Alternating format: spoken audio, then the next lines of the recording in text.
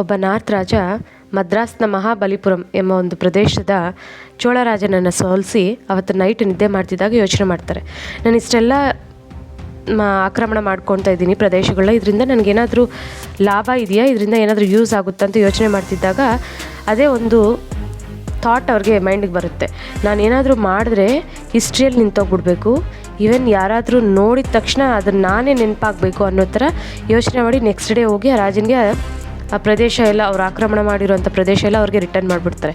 Even ಅವರು ಸೋತಿರೋ ರಾಜ ಅವ್ರಿಗೆ ಯುದ್ಧದಲ್ಲಾಗಿರುವ expenses, ಅವ್ರಿಗೆ ಬೇಕಾಗಿರೋ ಅಷ್ಟು ಊಟಕ್ಕೆ ಏನೇನು ಬೇಕೋ ಎಲ್ಲ ವಸತಿಗಳೆಲ್ಲ ನನಗೆ ಬೇಡ, ಏನು ಬೇಡ, ಎಲ್ಲ ನಿನಗೆ ಇಟ್ಕೊಂಬಿಡು, ನನಗೆ ಬೇಡ ಅಂತ ಹೇಳಿಬಿಟ್ಟು ಅವ್ರಿಗೆ ಹೇಳಿದಾಗ ಈ ರಾಜ ಇದ್ಕೊಂಡು ಹೇಳ್ತಾರೆ, ಯಾಕೆ ನಿಮ್ಗೆ ಬೇಡ ಅಂತ ಹೇಳಿದ್ರೆ, ನನಗೆ ನಿಮ್ಮ ಪ್ರದೇಶ ನನಗೇನು ಬೇಡ, ನಿಮ್ಮ ರಾಜ್ಯ ನನಗೆ ಬೇಡ, ನನಗೆ ನಿಮ್ಮ ಹತ್ರ ಇರೋ ಒಳ್ಳೆ ಶಿಲ್ಪಿಗಳು ನನಗೆ ಕಳಿಸ್ಕೊಡಿ ನನ್ನ ಜೊತೆ ಅಂತ ಹೇಳ್ತಾರೆ. ಆಗ ಯಾಕೆ ಅಂತ ಹೇಳಿದ್ರೆ, ನಾನು ದೇವಸ್ಥಾನ ಕನ್ಸ್ಟ್ರಕ್ಷನ್ ಮಾಡಬೇಕು ಅಂತ ಅಂದ್ಕೊಳ್ತಾ ಇದ್ದೀನಿ, ಆ ದೇವಸ್ಥಾನ ಕಟ್ಟಿದ್ರೆ ಆ ದೇವಸ್ಥಾನ ನೋಡಿದ ತಕ್ಷಣ ನನ್ನ ಹೆಸರು ನೆನಪಾಗಬೇಕು ಅಂತ ಹೇಳ್ತಾರೆ. ಸರಿ ಆಯಿತು ಅಂತ ಹೇಳಿಬಿಟ್ಟು ಅವ್ರ ಹತ್ರ ಇರೋ ಎಲ್ಲ ಶಿಲ್ಪಿಗಳನ್ನ ಅವ್ರ ಕಡೆ ಕಳಿಸ್ಕೊಡ್ತಾರೆ. ಆ ಶಿಲ್ಪಿಗಳು ಒಳ್ಳೆ ದೇವಸ್ಥಾನ ಕೆತ್ತನೆ ಮಾಡಿ ಅವ್ರಿಗೆ ನೋಡಿಸಿದಾಗ ಅವರು ತುಂಬ ಸಂತೋಷ ಪಟ್ಬಿಡ್ತಾರೆ. ಆ ದೇವಸ್ಥಾನ ಯಾವುದೂ ಅಲ್ಲ, ಮಹಾರಾಷ್ಟ್ರದ ಕೈಲಾಸನಾಥ ಟೆಂಪಲ್.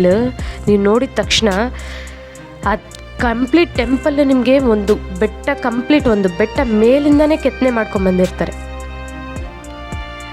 ಈವನ್ ಅದರಲ್ಲಿ ಯಾವುದೇ ಜಾಯಿಂಟ್ಸ್ ಅನ್ನೋದೇ ಇರೋದಿಲ್ಲ, ಎಲ್ಲೂ ಗ್ಯಾಪ್ ಇಲ್ಲದೆ, ಎಲ್ಲೂ ಒಂದಕ್ಕೊಂದು ಮೆತ್ತಿಸಿ ಕಟ್ಟದೆ, ಬಿರುಕುಗಳಿಲ್ಲದೆ ಮೇಲಿಂದನೇ ಕಂಪ್ಲೀಟ್ ಬೆಟ್ಟ ಕೆತ್ತನೆ ಮಾಡಿಕೊಂಡು ಕೆಳಗಡೆವರೆಗೂ ಬರ್ತಾರೆ. ಇವನ್ ಅವ್ರ ಸೈಡಲ್ಲಿ ಅಷ್ಟು ದೊಡ್ಡ ಗ್ರ್ಯಾನ್ಯೂಲ್ಸ್ನ ಸಹ ತೆಗೆಯುವಷ್ಟು ಬಲಶಾಲಿಗಳು ಸಹ ಆಗಿದ್ದರು ಆಗಿನ ಕಾಲದಲ್ಲಿ. ಆಗ ಆ ಟೆಂಪಲ್ ನೋಡಿದ ತಕ್ಷಣ ಇವರು ರಾಜ ತುಂಬ ಖುಷಿ ಆಗೋಗ್ಬಿಟ್ಟು, ಈ ದೇವಸ್ಥಾನ ನೋಡಿದ ತಕ್ಷಣ ನನ್ನ ಹೆಸರೇ ಆವಾಗಿರೋ ಅಂಥ ಇಂಜಿನಿಯರ್ಸ್ ಮಾರ್ವೆಲ್ಸ್ ಎಷ್ಟು ಗ್ರೇಟ್ ಅಂತ ಹೇಳಿ ನೋಡಿ, ನಮ್ಮ ಭಾರತದಲ್ಲಿ ಎಷ್ಟೋ ಒಳ್ಳೊಳ್ಳೆ ಇಂಜಿನಿಯರ್ಸ್ ಇದ್ದರು ಆಗಿನ ಕಾಲದಲ್ಲಿ. Thank you so much. ಈ ವಿಡಿಯೋ ಇಷ್ಟ ಆಗಿದ್ದರೆ ಲೈಕ್ ಮಾಡಿ, ಶೇರ್ ಮಾಡಿ ಆ್ಯಂಡ್ ಕಮೆಂಟ್ ಮಾಡಿ. Thank you so much.